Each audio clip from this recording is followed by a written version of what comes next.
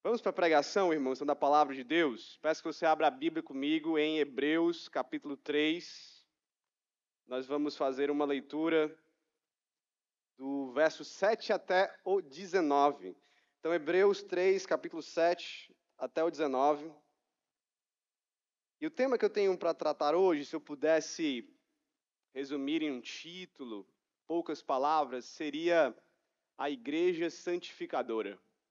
E eu quero falar sobre a necessidade e a importância da igreja na nossa santificação e na nossa perseverança na fé. Na perseverança em santidade e na fé cristã. E nós vamos olhar então para esse texto de Hebreus, capítulo 3, versos 7 ao 19. Abra aí comigo para nós lermos e depois eu vou entrar na exposição desse texto.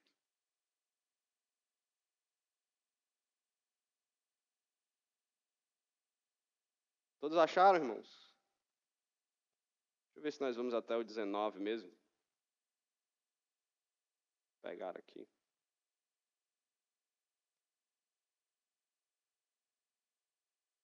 Hebreus 3.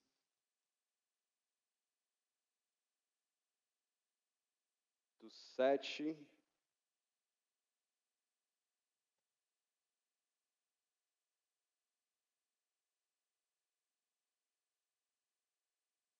É isso mesmo. Eu vou lendo aqui e a gente vai até o 14, o 15 mais ou menos na exposição, mas vamos ler todo esse contexto.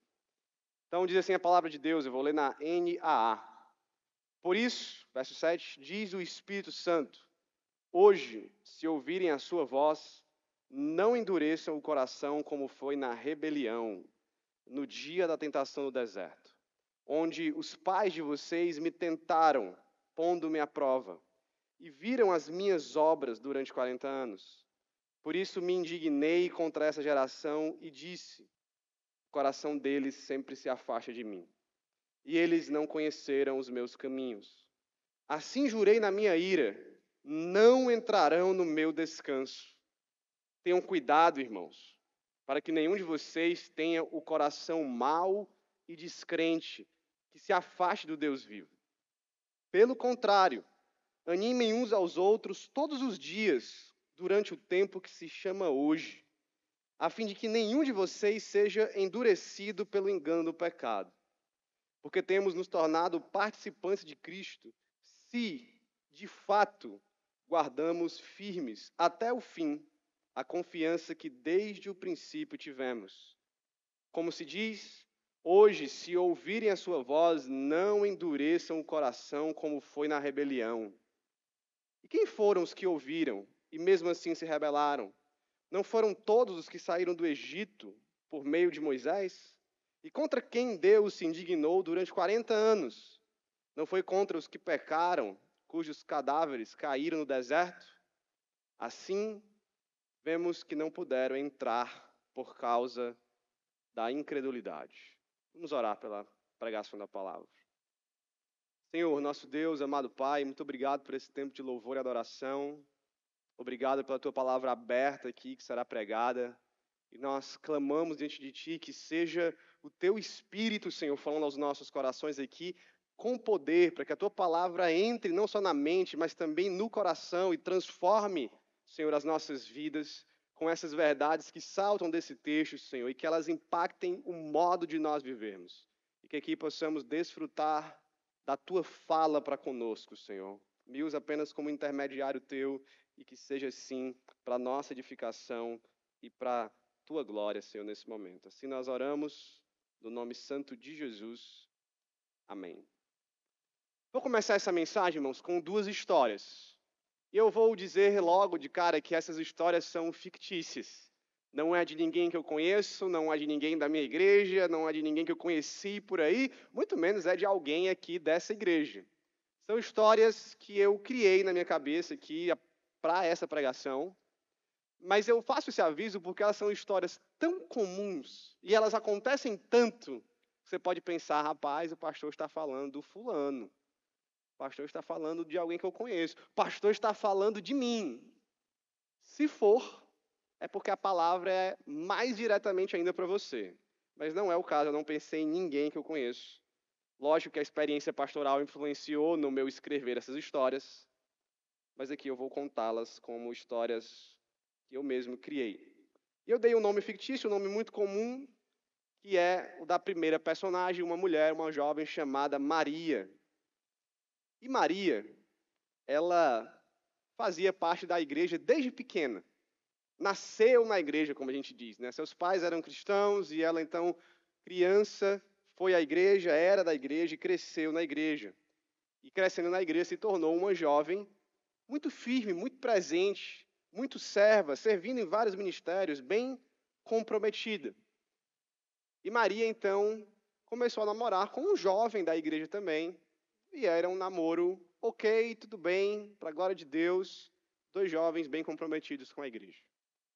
Até que esses jovens caem em pecado no namoro, pecado sexual. Então vem aquele sentimento de culpa, de vergonha.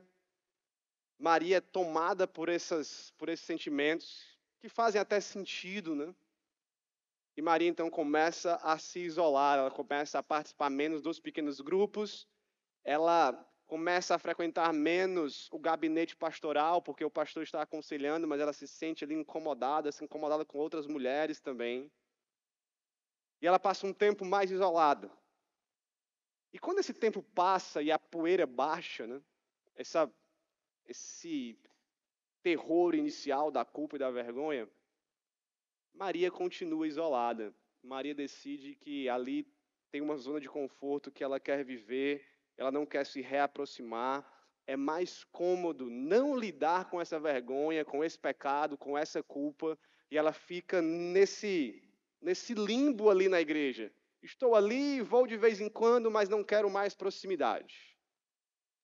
Enquanto isso, na sua faculdade, Maria convive com pessoas que, para essas pessoas, o que ela fez não tem problema nenhum. Inclusive, isso é recomendável, é saudável. E essas pessoas começam a falar isso com Maria. Não se sinta culpada, não se sinta envergonhada. Isso é coisa de cristãos retrógrados, de uma religiosidade que quer tirar a sua alegria e quer lhe pressionar. Você não precisa disso. E Maria, então, começa a se envolver com esse tipo de pessoas, a dar atenção a esse tipo de discurso. E Maria passa, então, a acreditar mais nessas verdades aqui, de pessoas da sua faculdade que não conhecem o Senhor, do que naquilo que ela estava ouvindo da sua igreja. E Maria, então, se envolve com outros rapazes, começa a cair em pecados novamente, e aí ela se isola de uma vez e abandona a igreja. E abandona, então, a fé. A segunda história é a história do José. José é um jovem com seus 22 anos, ele se converte nessa idade e ele passa a viver intensamente o evangelho. Ele está naquele primeiro amor e ele é aquele jovem que está chamando os amigos para a igreja, que está evangelizando, que está em todos os cultos, reuniões, e ele vira aquele braço direito do pastor, ele é o jovem que está empolgado com o evangelho. Só que esse jovem ele teve problemas ali também com tentações nessa área de pecado sexual e ele estava lutando contra isso e estava vencendo, estava caminhando bem, caminhando firme. Até o dia também que ele começa a ter um contato na internet com um tipo de discurso que diz o seguinte: você não precisa de igreja. Essa instituição não é necessária, porque você é a igreja. O seu relacionamento com Jesus precisa ser pessoal, é você e Jesus, você não precisa de intermediários para isso, você não precisa de uma instituição para isso. Isso é invenção de homens. E como José gostava muito de estudar pela internet, né, estava aprendendo teologia, ele prestou atenção muito nisso de maneira errada, e ele passou então a acreditar nessas verdades. E ele começou a se isolar, então, um pouco da igreja. Isso não é muito mais necessário para mim. E ele começou, então, a ir menos. E ele começou com aquela frase, a igreja sou eu, e a minha relação com Jesus aqui basta. E certo dia ele cai novamente nos pecados de outrora. E em vez de tratar desses pecados com a igreja, ele diz, não, eu sou suficiente aqui, Jesus é suficiente para mim, eu vou tratar diretamente com Deus, eu não preciso de ninguém. E logicamente que José se afunda em mais pecado, e ele volta aos vícios pecaminosos de outrora. E ele abandona então a igreja, e ele abandona a fé. Essas são duas histórias, irmãos, que acontecem o tempo todo, infelizmente.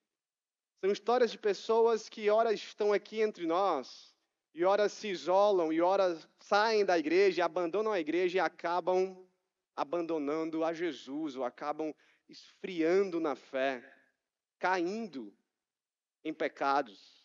Essas histórias são bem comuns, talvez seja a história de alguém que você conhece. É a história de várias pessoas que eu conheço, mesmo que eu não tenha pensado em ninguém específico. É a história que um pastor está acostumado, infelizmente, a ver. Por quê? Porque o pecado gera isolamento e o isolamento gera mais pecado. Esse é um ciclo vicioso, diabólico, que pessoas às vezes entram pensando que não há problema nenhum, pensando que elas vão resolver, que elas vão dar conta, mas pecado gera isolamento gera mais pecado. Eu usei aqui do pecado sexual porque esse é, na minha experiência, o pecado que mais gera isolamento. Mas pode ser qualquer pecado, qualquer tipo de pecado, de prática pecaminosa, não tratada, não arrependida, nos leva a começar a nos isolar da igreja, e isolamento do corpo de Cristo traz mais pecado e traz frieza espiritual, abandono da fé. E o autor de Hebreus sabe disso, irmãos. O autor de Hebreus se preocupa com isso. É um dos pontos de advertência de Hebreus, lembre-se do texto, não deixeis de congregar no capítulo 10. E nós vamos já chegar nesse texto. Mas aqui ele tem um alerta e ele tem uma advertência pesada. No capítulo 3, ele vai olhar para o passado dos hebreus e vai dizer, vocês estão vendo esse exemplo aqui que aconteceu na história? Não repitam isso, porque isso vai levar vocês à ruína espiritual. Que exemplo é esse? Nós vamos olhar agora justamente para essa advertência no capítulo 3. E nós vamos ver que exemplo é esse, um exemplo negativo, e qual a solução que o autor de Hebreus dá para que esse exemplo não seja repetido. Então essas são as duas partes da mensagem. O exemplo negativo que deve falar conosco hoje e a solução para que nós não repitamos esse exemplo negativo histórico. E eu queria que você olhasse para esse texto, vou falar isso para você não esquecer essa mensagem, como se ele fosse um hambúrguer. Que é isso, pastor? Um hambúrguer. Estou com fome, pastor. Um hambúrguer, irmãos. Certo?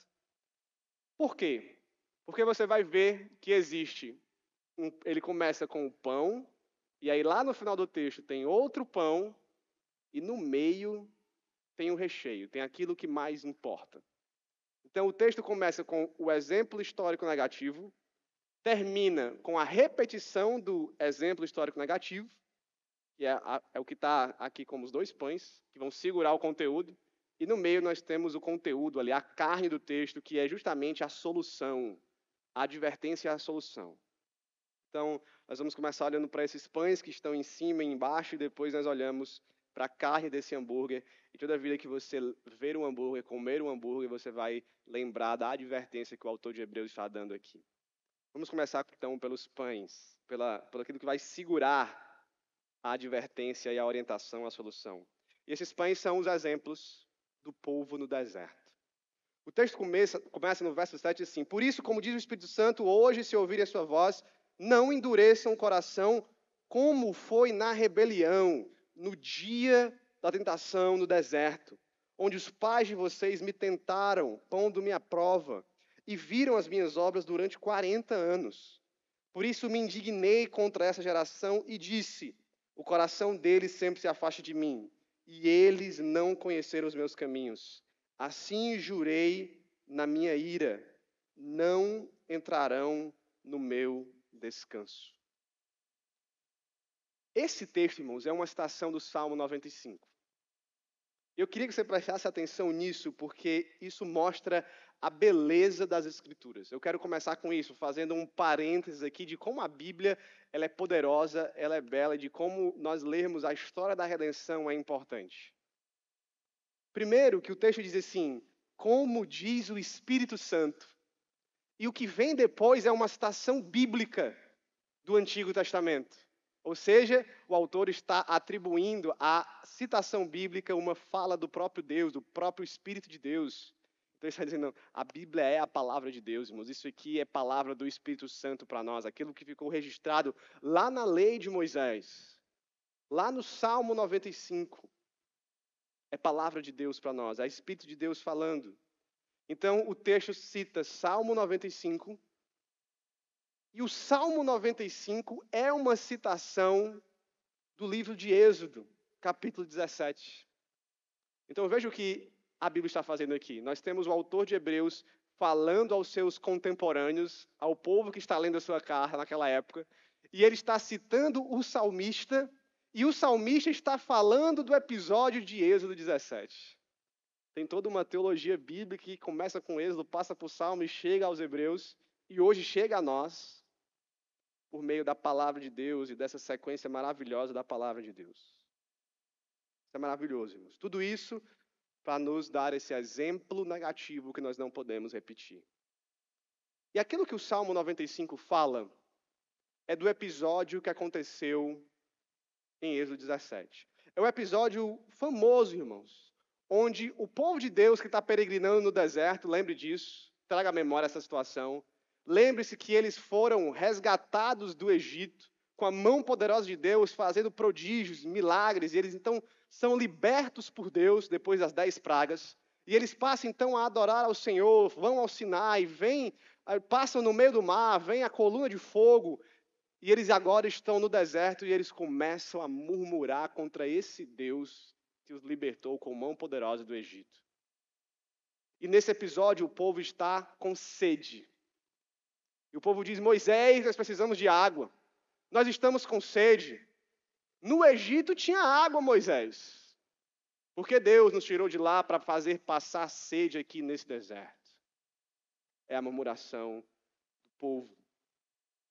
Então nós temos aquele episódio onde Deus diz, pega o teu cajado, bate nessa pedra, vai sair água daí.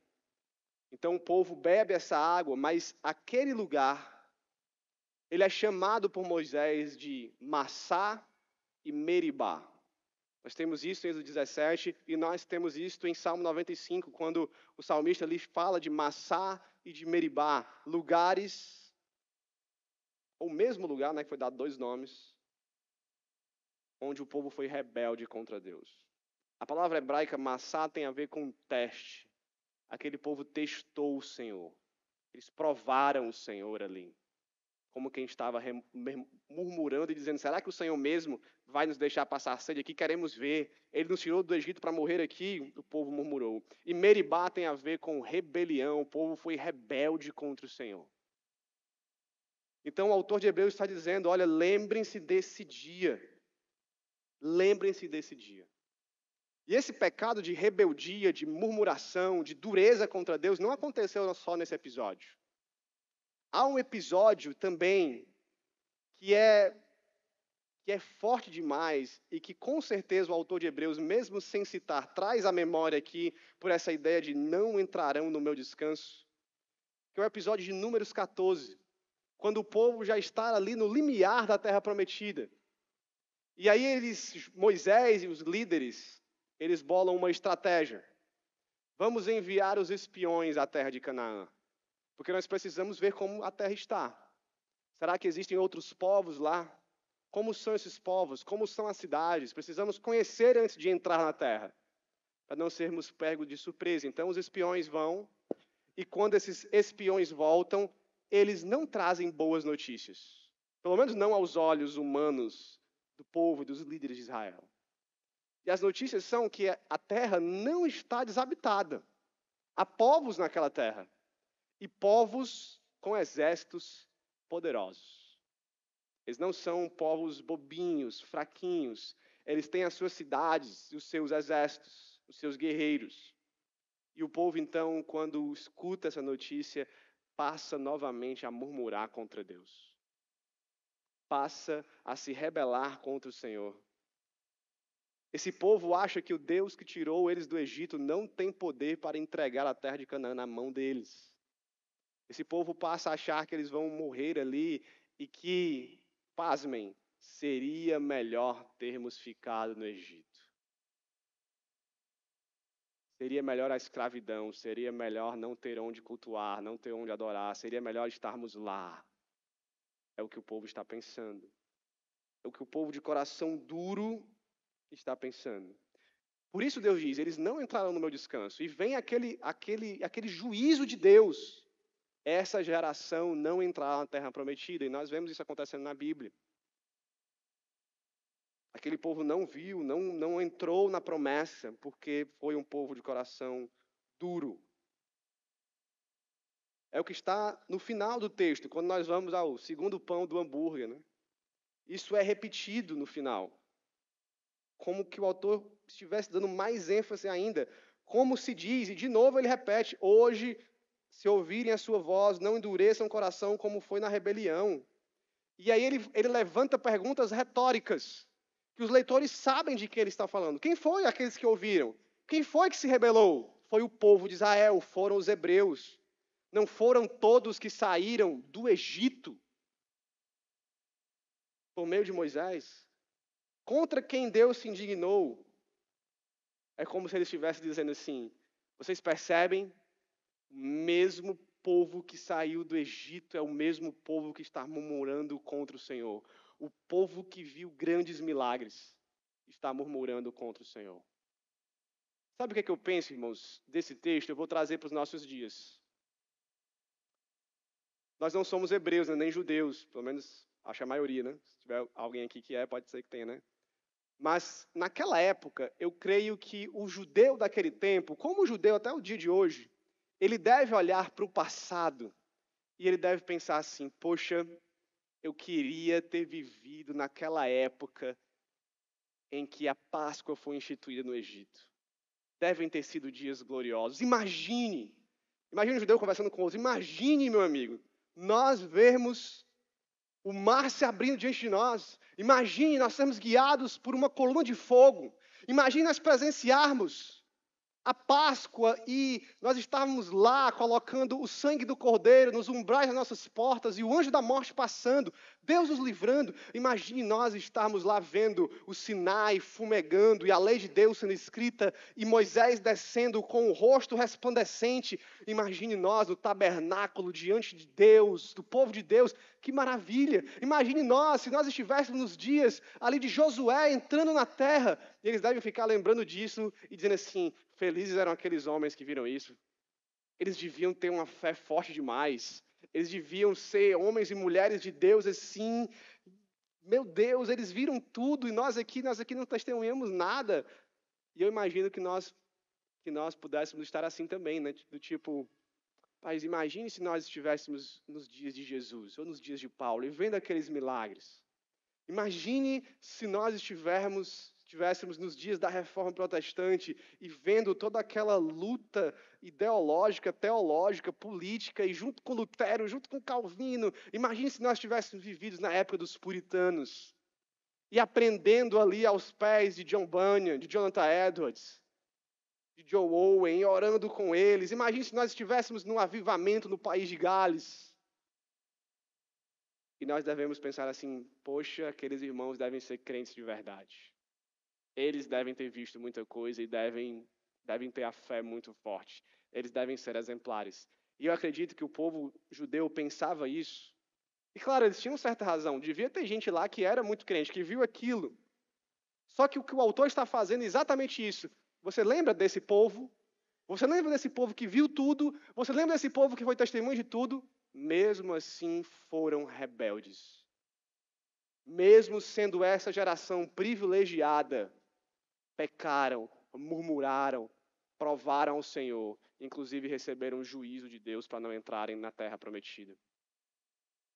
E o que eu penso que o autor de Hebreus está fazendo é dando esse alerta de que qualquer crente corre o perigo de ter o coração endurecido. Qualquer crente, qualquer cristão corre o perigo da incredulidade, do abandono de Deus, da frieza espiritual. Qualquer um, eu e você aqui, qualquer um de nós corre esse perigo. O argumento do autor é, meu amigo, se o cara que passou no Mar Vermelho, viu a coluna de fogo, o Sinai pegando fogo, as 10 pragas, se esse cara se rebelou e se endureceu, quanto mais você, quanto mais nós aqui. Se esses que foram testemunhas estão endurecidos e rebeldes, quanto mais nós. Então, meu irmão, eu acredito que alguém aqui deve ter visto algum milagre de Deus, talvez. Deus fez grandes coisas na minha vida, irmãos. Deus deve ter feito grandes coisas na sua vida. Talvez você foi curado, você viu alguém sendo curado, você viu Deus mover algo grandioso na vida de alguém. Você foi testemunha, Deus lhe tirou de um buraco, das drogas, de qualquer coisa, e você diz, Deus fez grandes coisas na minha vida. Você também corre perigo de incredulidade, de rebeldia, de dureza de coração. Nós não estamos livres disso. Por mais impressionante que seja o agir de Deus nas nossas vidas, nós ainda somos pecadores, irmãos, e nós estamos à mercê desses perigos. Essa é a nossa semelhança com o povo no deserto. Podemos cair. Ninguém ache, por favor, que você está protegido do pecado, da dureza, da rebeldia, da incredulidade, da frieza. Ninguém ache que, ao ouvir uma história dessa como a de José e a de Maria, que você vai pensar assim, eu nunca faria isso. Jamais seria isso, pastor. Jamais seria assim. Não se preocupe. Todos nós estamos correndo grande perigo. É por isso que o autor de Hebreus vem com a advertência e com a solução. Agora, o conteúdo desse hambúrguer, né, teológico aqui, exegético. Qual é a advertência, então, diante desse exemplo negativo? A advertência vem no verso 12. Tenham cuidado, irmãos, para que nenhum de vocês tenha um coração mau e descrente que se afaste do Deus vivo. Esse é o chamado, olhem para o povo do deserto, olhem para essa geração privilegiada, não repitam esse pecado. Nenhum de vocês tenha um coração mau e descrente que se afaste do Deus vivo. Cuidem para que isso não aconteça. Tenham cuidado. Nós estamos correndo esse risco, então cuidem.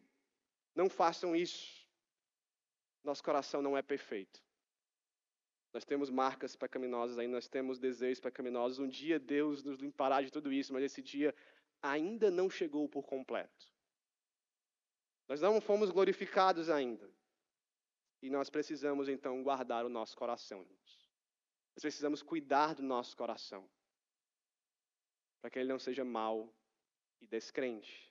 Provérbios 4:23 diz isso, né? Guarda o teu coração, porque dele procedem as fontes da vida.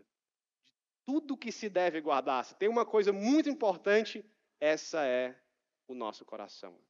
O centro da nossa existência. As nossas vontades, sentimentos, identidade, guardem isso. Preservem isso, tenham cuidado com isso, para que ele não seja mau e descrente. O salmista no Salmo 119 fala muito sobre isso. O texto mais conhecido disso é o verso 11. Guardo a palavra no meu coração para não pecar contra ti. Essa é uma das principais formas, não a principal forma de guardar o nosso coração. Como se guarda o coração, pastor? Guardando a palavra nele. Guardando a palavra nele, nosso coração está guardado. É conhecer a palavra de Deus, as verdades de Deus, a vontade de Deus, as promessas de Deus, e guardar isso no coração como aquilo que é valorizado por você, centralizado por você, e aquilo está ali fazendo parte da sua vida, faz parte da sua identidade, molda os teus desejos, molda as tuas vontades. É o coração que nos guia, irmãos, e o coração precisa estar cheio da palavra de Deus, para que ele não seja mau e descrente.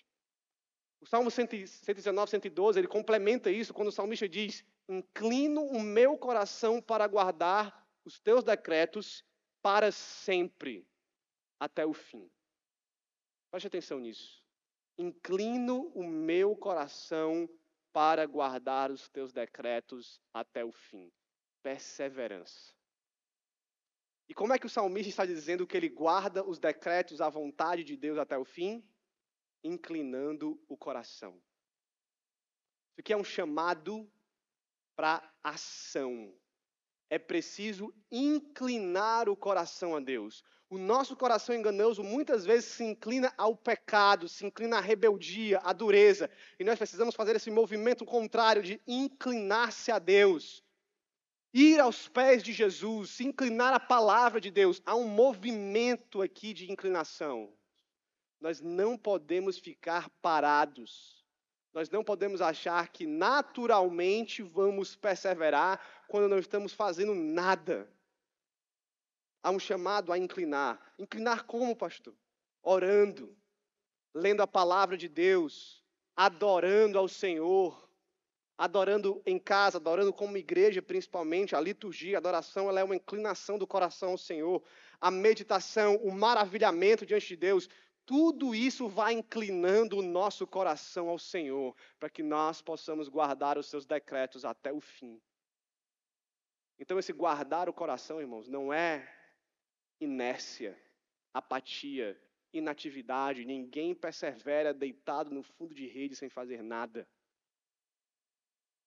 Nós precisamos inclinar o nosso coração. E você não foi chamado a fazer isso sozinho. É o que o autor de Hebreus vai focar aqui. Se a solução é cuidar do coração, é guardar o coração, o meio de se fazer isso é comunitariamente, não isoladamente. O texto do verso 13 diz, pelo contrário, ou seja, tenham cuidado para não ter o coração mau e descrente que se afaste de Deus. Pelo contrário, animem uns aos outros todos os dias durante o tempo que se chama hoje. Nós temos o mandamento de mutualidade. O contrário de ter um coração mau e descrente é cuidar uns dos outros. Animar uns aos outros hoje. Como é que você guarda o seu coração? É quando outras pessoas estão guardando junto com você.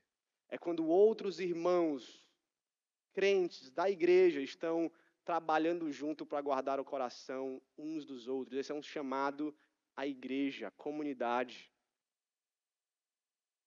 Hebreus capítulo 10, verso 24, ele repete praticamente o mesmo texto. Cuidemos também de nos animar uns aos outros, no amor e na prática de boas obras. O autor de Hebreus tem essa preocupação de que o crente não persevera isolado, ele não persevera sozinho. Ele precisa animar uns aos outros para que o nosso coração não caia no mesmo erro do povo no deserto. O verso 25 é conhecido, diz, não deixemos de nos congregar, como é costume de alguns. Pelo contrário, façamos admoestações, ainda mais agora que vocês veem que o dia se aproxima. De novo, nós temos uma relação comunitária. Não deixem de congregar, pelo contrário, façam admoestações. Eu gosto muito desse texto, irmãos, por esse contraste que ele faz. Eu gosto muito do que vem depois do pelo contrário. Porque o texto começa dizendo, não deixem de congregar. Em outras palavras, não deixe de vir à igreja. Não deixe de cultuar, não deixe de viver a congregação. Não deixem de congregar. Pelo contrário, e aí ele vai fazer o contraste agora. E ele vai dizer o que é o oposto de não congregar. Qual é o oposto de não congregar, irmãos? Eu acho que a resposta mais rápida que vem à nossa cabeça é aquela óbvia de dizer, é congregar, pastor. O oposto de não congregar é congregar. O oposto de não vir à igreja é vir à igreja. É estar no culto. Mas não é isso que o autor de Hebreus diz. O autor de Hebreus poderia usar várias coisas aqui, mas ele diz assim, olha, não deixe de congregar, pelo contrário, façam admoestações. Eu acho isso maravilhoso e muito mais profundo do que simplesmente dizer, venham para a igreja, participem das reuniões, estejam presentes. Porque só isso não é congregar, irmãos. Congregar é mais do que isso. Não é menos do que isso, porque nós precisamos estar presentes, nós precisamos vir, mas é mais do que apenas frequentar os cultos da igreja. Aqui nós temos algo que é relacional, fazer admoestações. Quer fazer admoestações, pastor? É olhar para a vida do irmão e dizer, você não está vivendo de acordo com a vontade de Deus, vamos viver diferente, vamos se conformar à vontade de Deus, isso é admoestar. Congregar é isso, irmãos.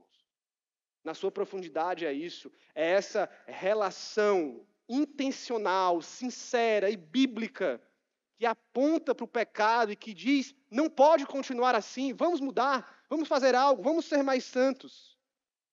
Essa é a relação que nós precisamos como igreja, da verdadeira congregação. Você pode estar aqui hoje e você pode ter vindo aqui domingo após domingo durante todo esse ano e não congregar, porque você não está vivendo essa relação intencional, sincera e bíblica de fazer admoestações. Quando eu vou a Hebreus capítulo 10 e eu pego o verso 24 e o 25 que dizem, animem uns aos outros, ou seja, encorajem uns aos outros, e depois façam admoestações uns aos outros, esse é o tipo de relação de discipulado que nós precisamos. Porque nós vamos estar abertos a essa confrontação, a esse encorajamento, e é isso que guarda os nossos corações, irmãos. É você ter a capacidade de chegar para alguém e admoestá-lo e dizê-lo, está errado, vamos mudar, esse caminho não é bom, vamos por outro caminho. Mas não só isso, você também vai animá-lo, encorajá-lo, porque ele não foi chamado a trilhar esse caminho sozinho. E em vez de você apenas apontar o erro e dizer, agora é contigo, vai por aí, te vira na santidade, você vai dizer, esse aqui é o caminho e eu vou trilhá-lo com você. Porque no momento que você tropeçar, eu estarei lá. E no momento que eu tropeçar, você estará lá também. Nós estaremos nesse caminho, animando uns aos outros. Então, admoestação e encorajamento, isso é discipulado, irmãos. E é isso que mantém o nosso coração vivo para com Deus. Crente, santo para com o Senhor. Não podemos deixar de nos congregar. Eu não sei se vocês já assistiram algum filme que retrata, seja o Império Romano ou os Vikings. Eu já assisti, gosto muito disso. Eu vou tentar ilustrar aqui para você entender a situação. Mas uma das principais estratégias de guerra, tanto dos romanos quanto dos vikings, de avanço em território, naquelas guerras sangrentas, né, era a parede de escudos, onde uma parte da legião ali, ou a legião, ou aquele grupo de vikings, eles se uniam todos, juntavam todos os seus escudos para formar uma grande muralha de escudos, e assim eles avançavam, de modo que a parede de escudos era impenetrável. E eles iam avançando contra as flechas, contra as lanças, até o momento em que eles poderiam, então, desembaiar as espadas e fazer o ataque. E tanto os romanos quanto os vikings foram muito bons nisso. E ganharam várias batalhas por causa da parede de escudos. Mas se você pega um único soldado romano ou um único guerreiro viking sozinho no campo de batalha, com um único escudo, ele está totalmente vulnerável. Por quê? Porque o escudo só é capaz de cobrir ou proteger uma parte do seu corpo, um lado do seu corpo. Então, se eu posiciono o escudo à minha frente, a minha costa, os meus lados aqui estão vulneráveis. Se eu posiciono ele sobre a minha frente, a minha cabeça por cima está vulnerável. E se eu me mexo para o lado com o escudo, o outro lado fica vulnerável. Mas não numa parede de escudos. Numa parede de escudos, o meu escudo protege o lado do meu irmão, e o do meu irmão protege o meu lado, e o que está aqui mais por trás protege as minhas costas e a minha cabeça, e assim uma parede de escudos é formada. E essa imagem é uma imagem muito boa para a igreja, irmãos. Sozinhos nós somos soldados vulneráveis. Juntos nós podemos nos proteger melhor e avançar melhor nessa batalha por santidade, por perseverança. Tem um livro muito interessante chamado Ame a Sua Igreja. Livro de leitura muito fácil, recomendo para vocês. E desse livro o autor diz o seguinte, preste atenção.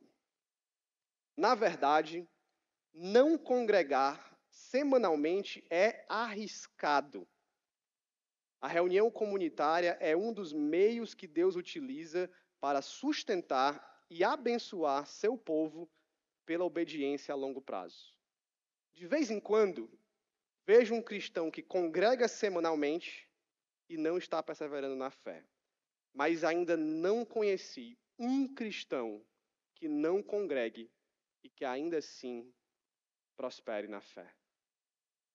Então, o que o autor está dizendo é que ele conhece vários cristãos que congregam e que vivem a igreja e que, hora ou outra, eles tropeçam, eles caem, eles esfriam. Isso acontece, irmãos. Isso pode acontecer conosco dentro da igreja. Mas o contrário é que ele diz assim, eu nunca vi um cristão que, isolado da igreja, persevere na fé. Não existe, irmãos. Perseverança na fé, crescimento e maturidade sem a igreja de Jesus. Ela é um meio que Deus escolheu para a nossa santificação e para a nossa perseverança. Eu queria colocar aqui algumas formas dessa comunhão, desse encorajamento mútuo e como ele se manifesta de maneira prática no nosso meio e como nós devemos viver essa admoestação, esse encorajamento, essa comunidade santificadora, como eu falei aqui, essa igreja santificadora. E, em primeiro lugar, irmãos, para nós vivermos isso, nós precisamos, logicamente, ter comunhão com Deus. Nós precisamos estar em intimidade com o Senhor. Para você ter uma comunhão santificadora com os outros, você precisa ter comunhão com Deus. Senão, como você vai oferecer o escudo santificador para alguém? Como você vai caminhar com alguém? Como você vai admoestar alguém, perceber o pecado de alguém? Como você não vai ser um hipócrita? Como você vai ter confiança? Como você vai saber o que fazer? Como você vai orar? Como você vai fazer o papel cristão se não está em comunhão com Deus? Nós precisamos todos, de modo, sim, pessoal, um a um com o Senhor, ter uma vida de intimidade com o Senhor.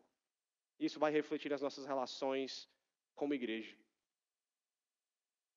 O problema é quando muitas pessoas que não têm comunhão com Deus querem fazer esse papel de discipuladores, santificadores e às vezes atrapalham. Precisamos de comunhão com Deus, irmãos, todos nós.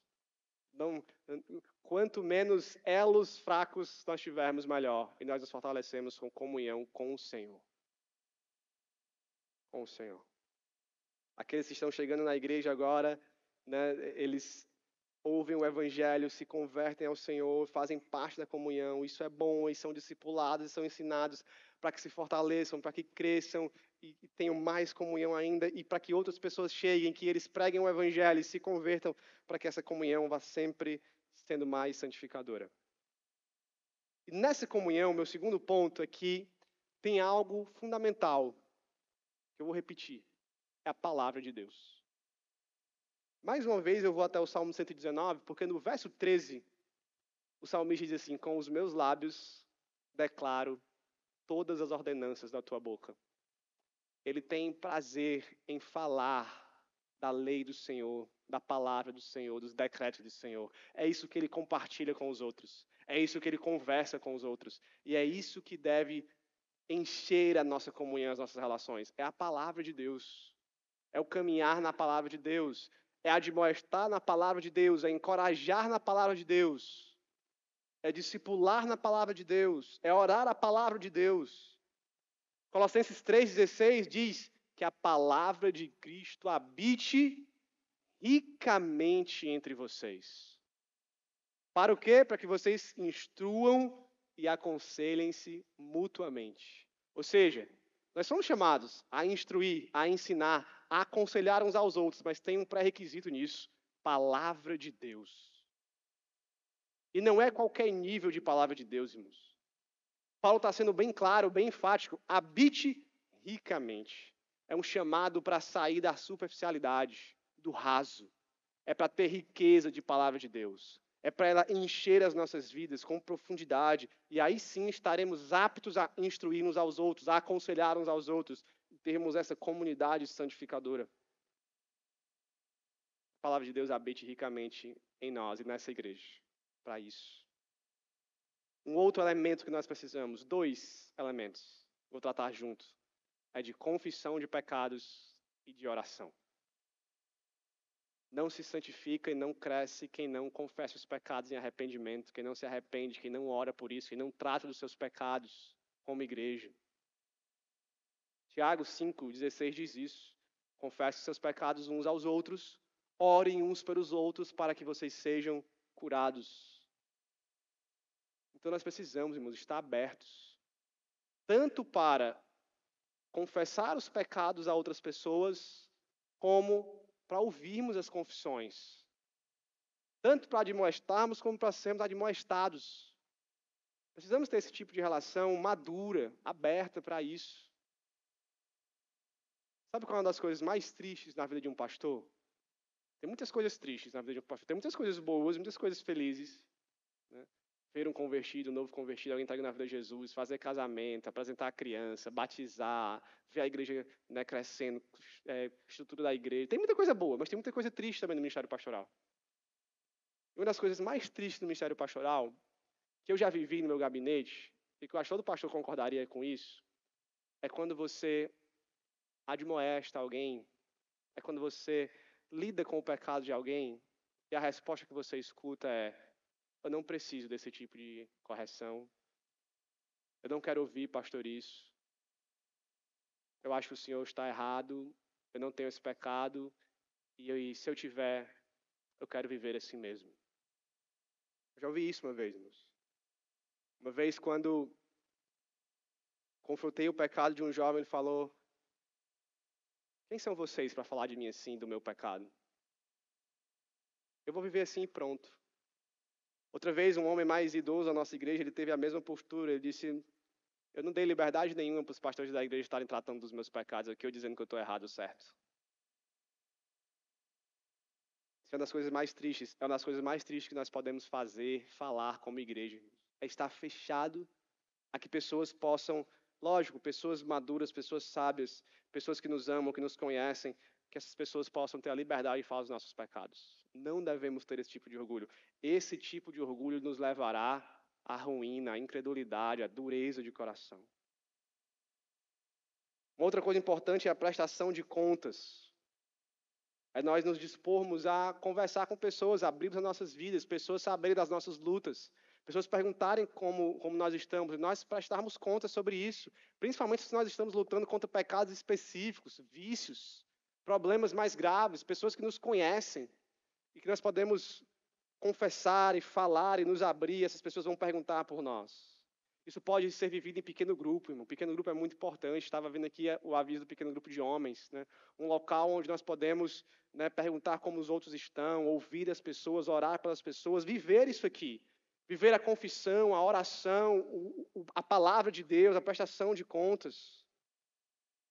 Tudo isso tem valor demais. E se nós vivermos isso, irmãos, se nós vivemos essa comunhão santificadora, o cuidar do coração por meio do encorajar uns aos outros, admoestar uns aos outros, cuidar do coração uns dos outros. O resultado é esse que nós lemos no verso 13. Porque o autor ele colocou a advertência e ele colocou a finalidade. Verso 13, a fim de que nenhum de vocês seja endurecido pelo engano do pecado. Esse é o resultado, irmãos. Quando nós vivemos igreja dessa forma, nenhum de nós será endurecido pelo engano do pecado. Pelo menos não pela falta do congregar. Não pela falta de comunidade verdadeira. Não pela falta de discipulado, irmãos. Uma igreja perfeita não existe, né? Então, uma igreja saudável não é uma igreja perfeita no sentido de uma igreja sem pecado. Uma igreja saudável é uma igreja que sabe lidar biblicamente com os pecados. Porque eles vão aparecer. Nós vamos estar aqui o tempo todo nos admoestando uns aos outros, encorajando uns aos outros. Se fizermos isso de maneira bíblica, isso é uma igreja saudável. Uma igreja começa a ficar doente quando nós não vivemos esse congregar. Quando é só mais um local de vir e ouvir uma pregação. De vir e se encontrar com os amigos. Mas não existe mais liberdade para falar sobre a palavra de Deus, sobre o pecado, para tratar, para lidar, para confessar, para perdoar, para se arrepender, para admoestar, para exortar. Se não existe espaço para isso, irmãos, essa é a doença de uma igreja. Nós vamos começar a ficar rebeldes, endurecidos e pior, achando que estamos no caminho correto quando não estamos. Enganados. Enganados. Hebreus, verso 14, eu vou encerrar com esse texto. Ele diz o seguinte: depois de tudo isso, depois de dizer que nós não seremos endurecidos pelo engano do pecado, ele diz: por quê? Porque temos nos tornado participantes de Cristo se, de fato, guardarmos firmes até o fim a confiança que desde o princípio tivemos. Isso aqui é muito importante, mas eu quero fazer um ponto teológico importante com vocês. O que o texto está dizendo é: nós não seremos endurecidos porque nós somos participantes de Cristo. Eu não creio, irmãos, que nós perdemos a salvação. Eu não creio que Deus nos resgatou para depois nos deixar cair da sua mão novamente. Nós não cremos nisso. Mas olha o que o texto diz, irmãos. Nós somos participantes de Cristo se guardamos a confiança que tivemos desde o princípio até o fim. Como é que você sabe que você é um crente? Como é que você sabe que você vai perseverar até o fim? No dia que você perseverar até o fim. É assim. Enquanto isso, Deus vai nos advertindo e nos avisando e nos exortando que nós precisamos perseverar. Deus sabe quem são os seus eleitos, Deus sabe quem é o seu povo, Deus sabe quem não vai perder aquilo que já ganhou como salvação, como graça de Deus. Deus sabe, mas nós não sabemos. E nós não podemos relaxar com aquele tipo de pensamento. Se eu me converti e o pastor está ensinando que a gente não perde a salvação, então, posso viver do jeito que eu quiser, não preciso nem me preocupar mais com nada. Não, o texto está dizendo, aquele que pertence a Cristo é aquele que persevera até o fim. E Deus vai nos sustentar enquanto nós perseverarmos, e nós perseveramos porque Ele nos sustenta. Mas nós perseveramos, irmãos. De novo, não é um chamado à inércia. John Piper estava pregando nesse texto, recentemente, e um corte do vídeo do John Piper falando sobre esse texto caiu na internet e ele começou a receber várias críticas, né? Porque ele estava pregando, olha, você precisa perseverar. O texto está dizendo que se você não cuidar do seu coração, você vai abandonar a Deus. E aí ele pregando e as pessoas começaram a criticá-lo. E agora, o Piper está dizendo que se perde a salvação, mas ele sempre foi um calvinista, um reformado. E agora? Por que ele está falando isso?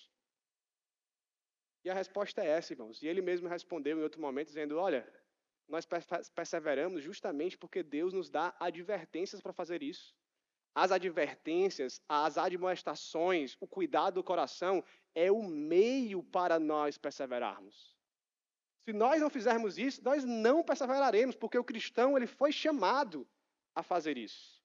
Então, sim, quem é crente faz isso e por isso persevera. É como a pregação do evangelho. Se Deus vai salvar pela graça soberana, quer dizer então que eu não preciso mais pregar para ninguém. Não, meu irmão, porque o meio que Deus escolheu para salvar as pessoas foi a pregação. Mesmo que seja ato soberano de Deus. É a mesma forma, Deus escolheu meios para nós perseverarmos. Esse meio é a comunidade santificadora da igreja. Vou fazer uma pergunta para você, polêmica. Existe salvação fora da igreja, irmãos? Existe salvação fora da igreja? Essa pergunta é boa, né? Ela tem uma pegadinha. Por um lado, nós poderíamos responder, sim, pastor, existe. Eu posso pregar o evangelho aqui fora da igreja e alguém se converte fora da igreja. Mas, olhando de maneira mais profunda, irmãos, eu diria que não. Não existe salvação fora da igreja. E de fora da igreja, eu não estou dizendo fora do prédio da igreja. Fora da comunhão com a igreja. Não existe. Porque no momento em que você se tornou um cristão, você foi chamado e você foi inserido no corpo de Cristo. E é esse corpo de Cristo que mantém você no caminho da salvação. Portanto, é uma pegadinha, mas poderíamos dizer que, nesse sentido, da perseverança, não existe salvação, não existe perseverança, não existe caminhar até o fim fora da igreja de Jesus. Não se engane, não caia na mentira do a igreja sou eu. Não caia. Se você abrir, não precisa, mas se você abrir Hebreus capítulo 10 e você ler tudo que vem antes do texto, não deixei de congregar, você vai encontrar o autor de Hebreus falando do sacrifício de Jesus. Como ele foi o nosso sacerdote, o nosso cordeiro perfeito. E lá no texto diz assim: com o sacrifício perfeito de Jesus, nenhum sacrifício mais é necessário. E ele nos deu agora livre acesso a Deus. Portanto, venham e se reúnam diante do Senhor. Foi isso que Jesus fez para nós na cruz do Calvário. Nos salvou e nos deu acesso a Deus, nos colocou num corpo e nós podemos então vir e participar dessa comunidade onde Jesus Cristo é o nosso pastor.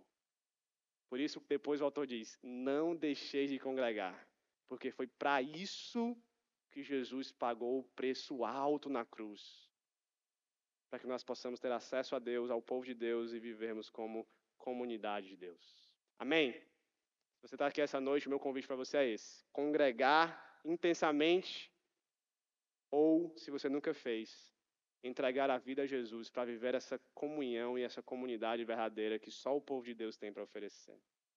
Vamos orar.